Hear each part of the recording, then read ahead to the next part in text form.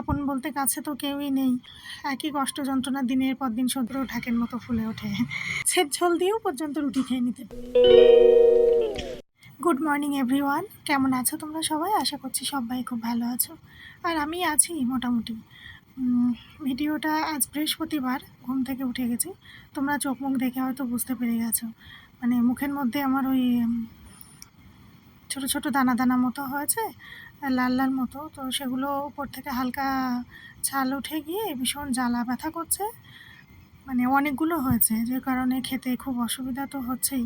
আর দেখলে মানে ঠিকভাবে কথাও বলতে পারছি না, আর মুখের চারপাশ পুরো ফুলে একটা বিচ্ছিরি কাণ্ড হয়েছে।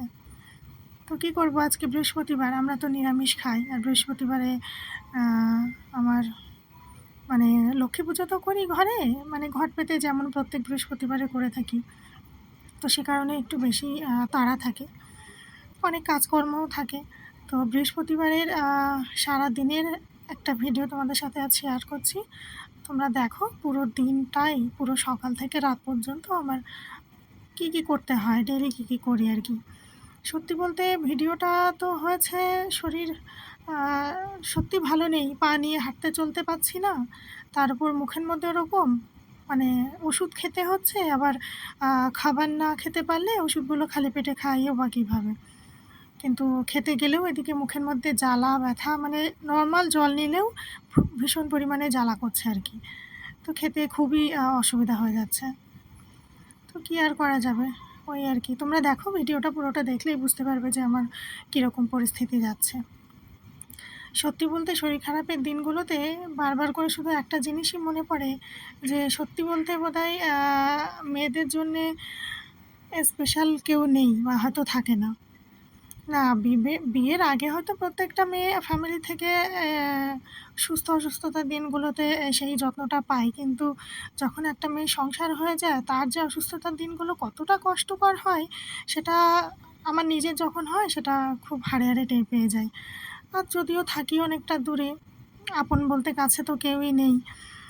তার উপর হাজব্যান্ড যতটা পারে অত হেল্প করে বা করার চেষ্টা করে, কিন্তু ও নিজেও যখন টাইম না পায়, সেখানে তো আর কিছু করারও থাকে না, না?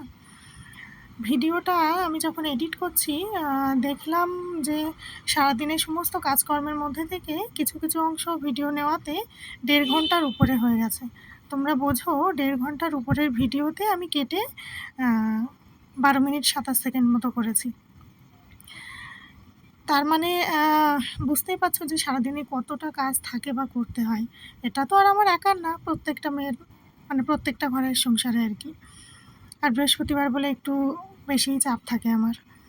তাছাড়া মানে অন্যান্য দিন সব দিনই ঘর মোছা হয়, তো বৃহস্পতিবারে আরও বিশেষ করে মাথায় সবসময় ঘুরতে থাকে, এটা করতে হবে, ওটা করতে হবে, তারপরে এটা ওটা। তোমরা ভিডিওটা দেখছো, প্রত্যেকটা ভিডিও ক্লিপে আমি এতটা বেশি করে স্পিড দিয়েছি, আমি তোমাদেরকে স্পিডের মাত্রাটা বলে দিচ্ছি। প্রত্যেকটা ভিডিও ক্লিপে 8 গুণ 10 গুণ করে আমি স্পিড দিয়েছি। মানে দেখে বোঝা যাচ্ছে না যে মানে ম্যাজিকের মতো যেন কাজগুলো হয়ে যাচ্ছে। আদতেও কিন্তু কাজগুলো ম্যাজিকের মতো হয়নি। মানে কিভাবে যে হাঁটাচলা করছি আর কাজগুলো করছি, সেটা ভগবানই জানে। কারণ পায়ে যে কি অসহ্য যন্ত্রণা, জ্বালা, ব্যথা, তার উপরে মুখের মধ্যে ওটা, না পাচ্ছি কথা বলতে, না পাচ্ছি খেতে, শরীরের মধ্যে এক অস্বস্তিকর ব্যাপার চলছে আমার। ওষুধ তো কন্টিনিউ চলছে সেই প্রথম থেকেই। আমি তোমাদেরকে যদি ডেট ধরে বলি, তাহলে তোমরা বলবে যে হয় কখনো এরকম একটা সামান্য বিষয় নিয়ে এতদিন এটা তুমি মিথ্যে বলছো। কিন্তু সত্যি বলতে বিশ্বাস করো, মানে শিবরাত্রি গেছে, আমার ঠিক মনে পড়ছে না, খুব সম্ভবত 8 মার্চ। তো ওই 8 তারিখ পর্যন্তই আমি ঠিক ছিলাম। 9 তারিখ থেকে শুরু হয়েছে, কন্টিনিউ 18-19 দিন মতো গলা নিয়ে, মানে মুখ নিয়ে, পা নিয়ে কষ্ট যন্ত্রণা সহ্য করেছি। যদিও সে কয়দিন কন্টিনিউ ওষুধও চলেছে, কিন্তু তারপরে ওষুধের কাজ হতে হতে যদিও বা একটু জাস্ট ঠিক হয়েছি, পাটা ঠিক হয়ে এসেছে, ব্যথাটাও একটু কম হয়ে এসেছে, মোটামুটি 1 সপ্তাহ মতো দিব্যি ভালো ছিলাম। আবার সেই দুটো জিনিসই একসাথে আবার শুরু হয়েছে। আমি বুঝতে পারছি না, মনে হয় এই কী একটা মানে মানে খারাপ হচ্ছে আমার সাথে, সে আর বলায় ভাষায় বলে প্রকাশ করার মতো না। তো কী করব, একই কষ্ট যন্ত্রণা দিনের পর দিন সহ্য করছি এভাবে। মানে একটা মাস হতে চললো এখনও পর্যন্ত এই দুটো জিনিস আমাকে একদম পুরো ঘায়াল করে দিয়েছে শরীরটাকে। তোমরা হয়তো অনেকেই ভাববে যে একটা সামান্য বিষয় নিয়ে বারবার করে এরকমভাবে বলার কি আছে। তোমাদেরকে আমি বলে বা চোখে দেখিয়ে বোঝাতে পারছি না যে আমি মনে হয় জ্বরে বা এর থেকে বড় কোনো অসুখেও এতটা কষ্ট যন্ত্রণা কখনো পাইনি। কারণ অলরেডি আমার আজ থেকে ৯-১০ মাস আগে একটা ওটি হয়েছে। তো সেটাতেও আমি অতটা ভয় পাইনি, কতটা আমার শরীরে কাটা হয়েছিল বা তার স্পটটা তো এখনও আছেই, সেলাইয়ের দাগ। সব কিছু মিলিয়ে মিশিয়ে সেটাও এরকম গরমের সময় হয়েছিল মে মাসে। মানে মে না, সরি, ভুল হয়ে গেছে। ওই জুন জুলাইতে হবে হয়তো। যাই হোক, তো সেটা ৯-১০ মাস আগে হয়ে গেছে। মানে জাস্ট এক্সাম্পল যে ওই দিনগুলোতেও আমি যতটা না কষ্ট ব্যথা যন্ত্রণা সহ্য করেছি বা পেয়েছি, তার থেকেও মানে কত গুণ বেশি নিয়ে পাচ্ছি, সে আর কি বলবো। যাই হোক, এই একই বিষয় একই কথা নিয়ে প্রত্যেকটা ভিডিওতে তোমাদেরকে আর বলতেও চাইছি না, না বলেও পারছি না। কি করব, ভিডিওগুলোই তো সেইভাবেই তৈরি হয়েছে। আর এতগুলো দিন আমার সত্যি বলতে কেন জানি না আমার সাথে বোধহয় এরকমটা হয়ে থাকে। আমি কোনো একটা কিছু ভালো শুরু করতে গেলেই আমার সাথে যত বাধা বিপত্তি, এটা আগাগোড়াই হয়ে আছে। মানে আগেও হতো, এখনও হয়। এটা আমার কাছ থেকে কখনো বোধহয় কাজ ছাড়া হবে না। যাই হোক, কী আর করার, এইভাবেই আর কি চলছে সব কিছু। তো সবে সবে একটু ভিডিও শুরু করেছি, তার মধ্যে থেকে আজ এই কাল এই এরকম এটা সেটা লেগেই আছে।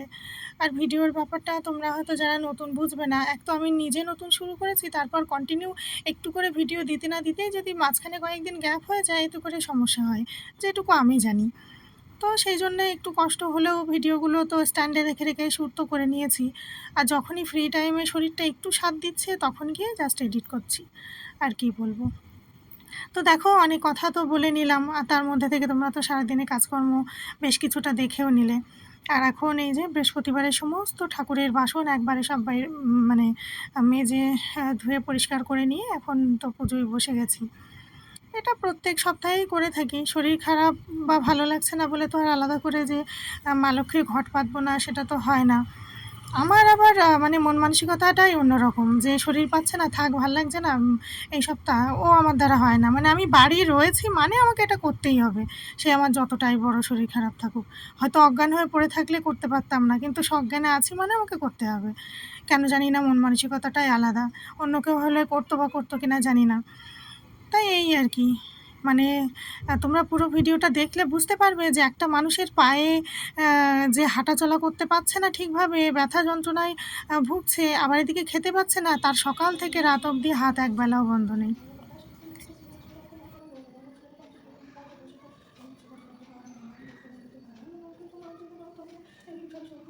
তো পুজো হয়ে গেছে, মানে সন্ধ্যাবেলায় করি আমি বৃহস্পতিবারের লক্ষ্মী পুজোটা। ঘট পেতে পুজো করে পাঁচালি পড়ি। তো একটু টাইম লাগে, ওই জন্য দিনে তো টাইম, দিনের যখন পুজো করি সেই টাইমটা অতটা হয় না, হয়ে ওঠে না। আর শুনেছি লক্ষ্মী পুজো সন্ধ্যার পরে করাই ভালো। তো প্রথম থেকে আমি সন্ধ্যার পরেই করি আর কি। তো তারপরে পুজো সেরে আমি ঝটপট করে চলে এসেছি রুটি বানাতে। রুটি বানাতে বলতে মণ্ডলমশাই খাবে, আমিও খাই মাঝে মধ্যেই। রুটিটা খুব একটা বেশি পছন্দ করি না, কিন্তু বিয়ের পরে যথেষ্ট খাওয়া শিখেছি বা এখন খাই টুকটাক। রুটি আমি ননস্টিক প্যানে ভাজছি দেখে তোমরা ভেবো না যে এটাতে করছো কেন, বা এটাতে তো করা উচিত না। হ্যাঁ, লোহার যে তাওয়াগুলো হয় ওটা আছে, কিন্তু ওটা অনেক বেশি ভারী, আর ওটায় তো হ্যান্ডেল নেই। আর আজকে যেহেতু তোমাদেরকে ভিডিওটা করে দেখাচ্ছি, সেই জন্য ওটার নেইনি আমি ইচ্ছা করে, যে ওই একবার নামাবো আবার করব, ভিডিও হচ্ছে, অনেক বেশি লেট হয়ে যাবে। আর ওরও মানে খেতে আসার টাইম হয়ে যাবে, এতে করে আমি টাইমলি খাবারটা দিতে পারবো না। ওই জন্য ভাবলাম যে আজকে এটাতে করি, মানে হ্যান্ডেল আছে, হাত ধরে, মানে হাত দিয়ে ধরে ঝটপট নামিয়ে আর কি অল্প সময়ের মধ্যে করে নিতে পারবো, এই কারণেই। তোমরা আবার ভেবো না যে তুমি ননস্টিক প্যানে করছো বলেই হয়তো বা ভালো হচ্ছে, বরং আজকেই আমার ভালো হয়নি তোমরা যেভাবে দেখছো, কারণ আমার প্রত্যেকটা লুচি পুরো ঢাকের মতো ফুলে ওঠে। যাই হোক, যদিও আটাটা এবার অন্য আনা হয়ে গেছে, ও ভুল করে এনে ফেলেছে, নাকি দোকানে ছিল না কি জানি। আমাদের যে আটাটা খাওয়া হয় সেটা পাইনি নাকি কি হয়েছে, সেকেন্ড একটা প্যাকেট আনা হয়েছে। তো এই আর কি, সেটাই আর কি তোমাদের সাথে শেয়ার করছি। দুপুরে নিরামিষ কুমড়ো ডাঁটার যে তরকারিটা না, ওটা তোমাদের সাথে রেসিপি শেয়ার করিনি ঠিকই, কিন্তু আমার শর্টস ভিডিওতে আছে, দেখবে। এত সুন্দর হয়েছে খেতে, খুব টেস্টি হয়েছে। আর নিরামিষ পাকা কুমড়ো সবজি, বুঝতেই পারছো।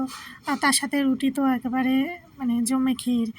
তাছাড়া মণ্ডল মশাইয়ের কথা শুনলে তোমরা হাসবে, ও উচ্ছের ঝোল দিয়েও পর্যন্ত রুটি খেয়ে নিতে পারে, এত ভালো খায়। তো তারপরে এখন ঝটপট করে রুটিগুলো বানিয়ে নিচ্ছি।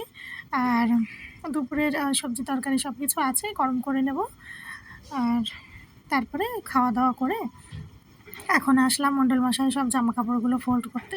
এইগুলো হচ্ছে অফিসে পরে যায়, তো পরে আর এসে এসে খুলে খুলে রাখে, আর ধরে আর কি পুরো সব কটাকে নিয়ে খাটে নিয়ে বসেছি। মানে জমে গেছে। তোমরা হয়তো ভাবছো যে কতকাল ভাঁজ হয় না, ঠিক নেই। কিন্তু না, বিশ্বাস করো, এটা মনে হয় খুব সম্ভবত 2-3 দিনের। কেন কি, ও এত জামা কাপড় এলোমেলো করে বলার মতো না। জানি না এটা প্রত্যেক ঘরের একই কাহিনী কিনা। আমি এত সুন্দর করে করে ফোল্ড করে জায়গা মতো রেখে দিই, আর বলি যে এখানেরটা এখানে, এখানেরটা এখানে। ও কী করে, সকালে তাড়াহুড়োতে একটা নিতে গিয়ে আরও 5টা এলোমেলো করে রেখে আসে। হয়তো বা ইচ্ছা করে করে না, অল্প সময়ের কারণে হয়ে যায়। তো আ আমিও বলি যে, তুমি এরকম করো, ওর ডেইলি, ডেইলি কারোর পক্ষে কি ভাঁজ করা সম্ভব হয়? তো ওই জন্যে আর কি, সত্যিই যেটা রোজ, রোজ সম্ভব হয় না, ওই জন্য সবগুলোকে একবারে নিয়ে এখন বসলাম সব ফোল্ড করতে। তারপরে জায়গা মতো আবার গুছিয়ে আলমারিতে সব রেখে দিচ্ছি।